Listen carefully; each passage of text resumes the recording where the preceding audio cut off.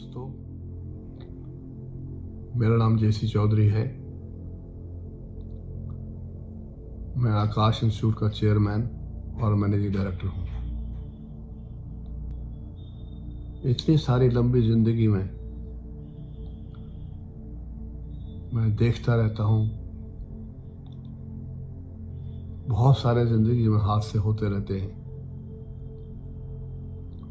जिनका इंसान को ख्वाबो ख्याल में भी अंदाजा नहीं होता।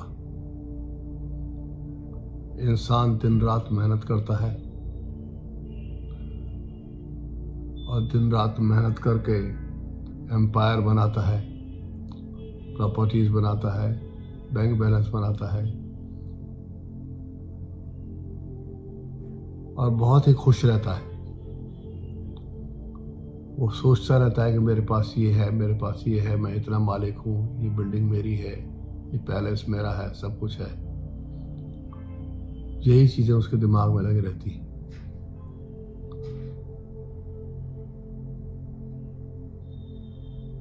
जीते जी उसके दिमाग में ये बात क्यों नहीं आती कि मैं यहाँ पर परमानेंट नहीं हूँ, मैं यहाँ पर टेम्परेरी हूँ और कुछ समय के लिए आया हूँ। 50 साल, 60 साल, 70 साल, 80 साल, 100 साल, और उसके बाद अल्टीमेटली मुझे इस दुनिया से जाना ही है।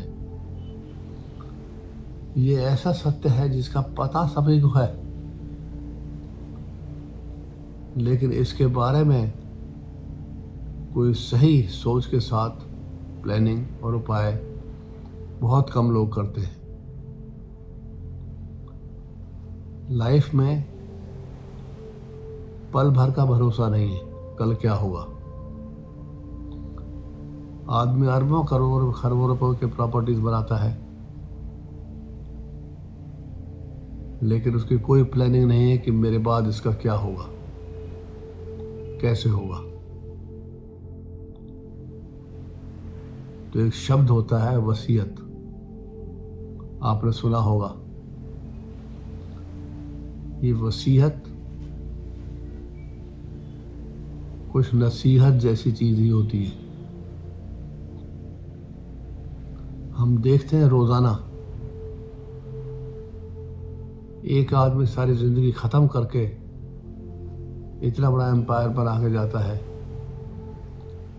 और उसके पीछे जाने के बाद लोगों में लड़ाइयाँ होती हैं, झगड़े होते हैं, भाई भाई का दुश्मन, बहन भाई के दुश्मन।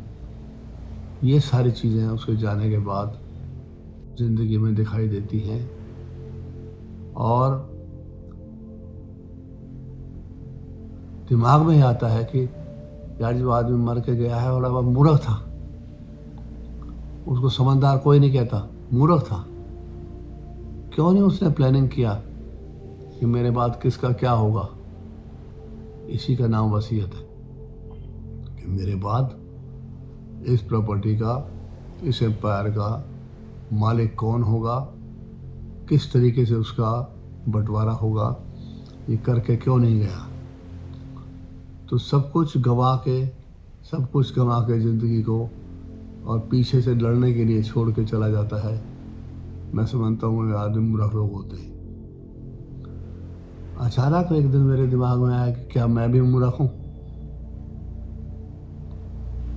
क्योंकि मैंने भी कुछ ऐसा नहीं किया। तो फिर मेरे दिमाग में, नहीं, तुम मूर्ख नहीं हो, तुम समझदार हो। तो मैंने वसीयत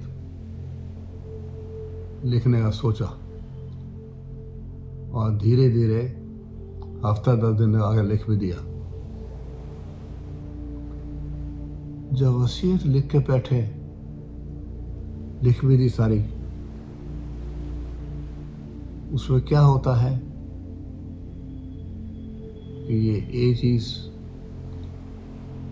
इसको दी जाएगी, बी इसको दी जाएगी, सी इसको दी जाएगी, डी इसको दी जाएगी, वगैरह वगैरह। यानी जो कुछ भी तुम्हारे पास तिनका तिनका बुन के लाइफ में इकट्ठा किया, वो पूरा जो एक जाल बनाया उस जाल के तिनकों को फिर से तोड़ तोड़ के आपने बंटवारा किया, ये तुम लेना, ये जो इसको मिलेगा, ये इसको मिलेगा, इसको मिलेगा। जब सारा कुछ लिख दिया, बांट दिया, तो दिमाग में आया, भाई जी अब आपके पास क्या है? तो जवाब आया, 0, कुछ भी नहीं, कुछ भी नहीं ले जा सकते ऊपर, खाली हाथ ही जाओगे। तो अचानक ये सोच के दिल को धक्का लगा और एक विचार आया, प्यारे, जितनी भी मेहनत की 50 साल, जितना कुछ भी किया, वो सारा का सारा बड़े प्यार और शौक से बांट बांट के तू चला जा रहा है। तो तूने कमाई क्या की? क्या कमाई की इस दुनिया में आके? एक बार तो आंखों में आंसू भी आ गए और अचानक सोचा कि 18 घंटे लगातार काम किया, पागलों की तरह काम किया, ना अपने सुध, ना खाने के सुध, ना परिवार के सुध। दिन रात इतनी मेहनत करने के बाद जो कमाया वो सारा ऐसे लिख के चले गए। मेरे से बड़ा बुरा कौन होगा? उसी टाइम दिमाग ने पलट के कहा कि अगर इसका 50% टाइम भी, अगर इसका 25% टाइम भी उस डेडिकेशन के साथ, जिस डेडिकेशन से तूने पैसा कमाया, अगर इसका 25% टाइम भी तूने प्यार से ईश्वर का नाम लिया होता, ईश्वर को याद किया होता, तो आज स्वर्ग के रास्ते तेरे खुले होते। उस ईश्वर को तू भूला रहा, याद नहीं किया, 2 मिनट के लिए मुश्किल से, 3 मिनट के लिए मुश्किल से याद किया। तो ये मुझे लगा क्या विडंबना है, बड़ी जबरदस्त विडंबना है कि सब कुछ कमा के भी गंवा दिया और जो कमा सकते थे वो कमाया नहीं।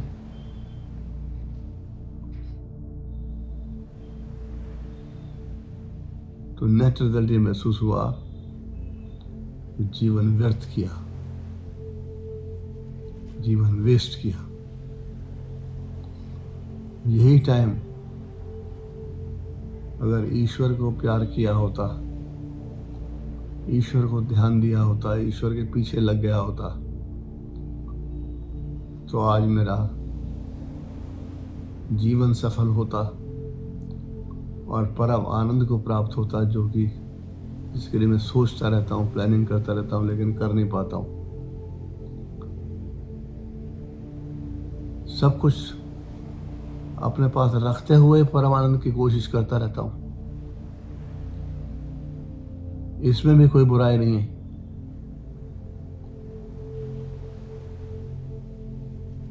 लेकिन दोस्तों ये जीवन बड़ा विचित्र है।